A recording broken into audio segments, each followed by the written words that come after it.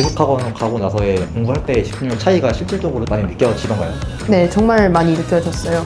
특히 휴대폰 사용에 관해서 큰 도움을 받았다고 생각하는데요. 아무래도 휴대폰을 사용하면은 공부하면서도 틈틈이 보고 싶어지고, 그리고 자극적인 매체들, 쇼츠 이런 것들이 많다 보니까 휴대폰을 놓은 상태에서도 공부에 집중하기가 어려운데, 에듀셀파에서는 전자기기 자체를 관리를 해주기 때문에 여러모로 집중을 하기에 최적의 환경이었다고 생각을 했어요. 기숙학원에 오면 안 되는 학생 유형이 있다면? 저는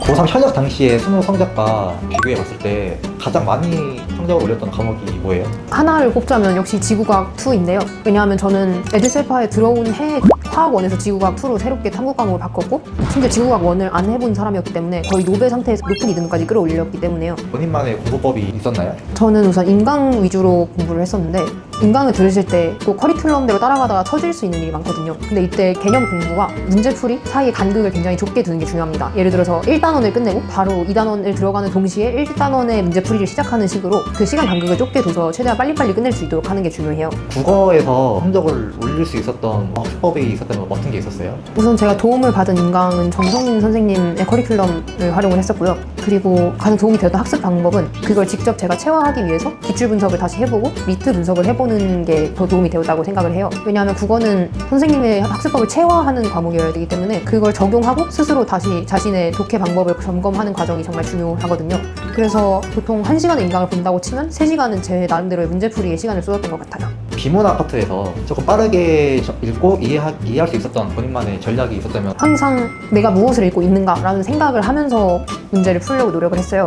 왜냐하면 비문학을 문제를 풀다 보면 정보가 산발적으로 흩어져 있어서 그걸 전부 외우기에 급급해지는 경우가 있는데, 항상 주제가 무엇일까, 내가 무엇을 풀고 있는가를 상기시키면서 큰 흐름대로 글을 보려고 노력을 한다면 그 정보들을 가지처럼 정리를 해 나갈 수 있기 때문에 읽는데 훨씬 효율적으로 읽으실 수 있습니다. 문학 파트에서 놓치기 쉬운 포인트가 뭐가 있는지? 출제자의 의도를 판단하는 능력은 다들 아마 기본적으로 갖고 계시더라도 처음 보는 문학 작품을 그걸 적용하기 굉장히 어렵거든요. 그래서 한 번이라도 그 작품을 보고 이 작품의 배경을 알고 들어가야 제대로 된 해석을 하고 풀 수가 있어서 EBS를 여러 번 회독하시는 걸 추천을 드려요. 그래야 이 작품의 의도를 알고 문제 접근을 할 수 있기 때문입니다. 보기가 2개가 남았을 때 빠르게 정답을 찾을 수 있는 기준이나 판단이 있나요? 넘기는 걸 추천을 드립니다. 왜냐하면 내 자신이 한 생각에 갇혀서 그 문제를 보다 보면 약간 편향된 아니면 억지로 쥐어짜는 정답을 찍기 마련인데, 그 문제를 잠시 벗어나서 다른 문제를 풀다가 시간을 조금 남겨서 다시 돌아온다면 지문에서 놓친 부분을 다시 볼 수도 있고, 아니면 새로운 관점을 확립할 수도 있고, 이런 식으로 더 나은 정답을 도출해낼 수 있습니다. 문제 풀이 속도를 올릴 수 있는 꿀팁이 있다면 무엇인지? 3번을 풀이해 보시는 걸 추천을 드려요. 첫 번째는 제 방법대로 풀이를 해보고, 두 번째는 정답을 확인한 뒤에 한 번 더 풀어보는 과정이에요. 그리고 마지막으로 선생님의 해설을 보고 그 방법대로 한 일주일 정도 텀을 뒀다가 다시 풀어보는 방식입니다. 제 방법의 장단점도 알 수 있고 그 선생님의 해법도 제가 체화할 수 있는 방법이라 이렇게 3번 풀어보는 걸 추천을 드려요. 필러문학 문제집 중에 추천해줄 문제집 있다면 어떤 게 있을까요? 설마지 아카이브인데 상당히 어려워서 저도 9월, 10월쯤에야 풀기 시작을 했어요. 어려워도 신선한 문제들이 많아서. 그 듣기평가 평소에 대비했던 꿀팁 같은 게 있으면? 사실 저는 듣기평가를 틀려본 적이 없기 때문에. 왜 공부를 딱히 안 했는데도 계속 잘 나왔어요, 점수가? 제가 어릴 때 영어 책 읽는 걸 좋아했어서 퍼시 잭슨과 번개도둑이랑 제로니모 이런 거, 약간 메이즈러너랑 이런 판타지 소설들은 읽기도 재밌고 영화도 있어서 이 영화를 보고 읽으면 조금 더 도움이 되는 것 같아요.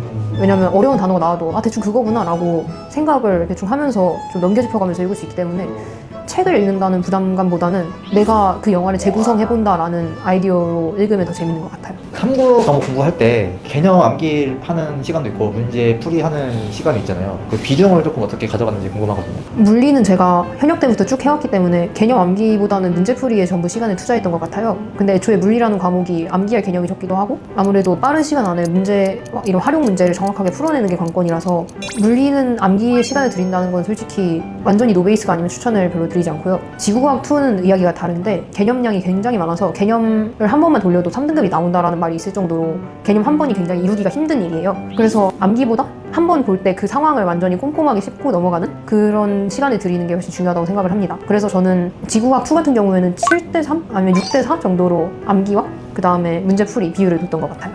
모의고사 자체 풀이 시간에 준하는 오답 시간을 가져가야 한다는 걸 말씀드리고 싶어요. 예를 들어서 국어 지문에서 오답이 있다면 그 지문을 다시 통째로 자기가 자신의 읽는 방법을 적용했는지를 검토하는 시간을 가져야겠고, 수학의 경우도 문제를 틀렸다면 그 문제에 어느 발상을 놓쳤는지 또 검토하는 시간을 가져야 하듯이, 마냥 모의고사만 풀어 제낀다고 좋은 게 아니라 그 모의고사에서 오답을 하고 얻어가는 게 있어야 정말 좋은 모의고사라고 생각을 해요. 시점 모의고사 풀고 나서 특별히 체크했던 부분이 어떤 게 있는지 궁금해요. OMR 체크하는 데 드는 시간이랑, 그 다음에 문제 풀이 할 때 길게 끈 문제에 얼마나 시간을 투자했는지, 그리고 문제 풀이 순서를 어떻게 했는지, 이걸 전부 검토하면서 약간 실험하듯이 모의고사에 임했던 것 같아요. 왜냐하면 모의고사는 결국 수능의 시뮬레이션이기 때문에 고득점을 얻겠다보다는 내가 수능에서 일어날 법한 일들을 어떻게 대처할 것인가를 준비하는 게 더 중요하기 때문입니다.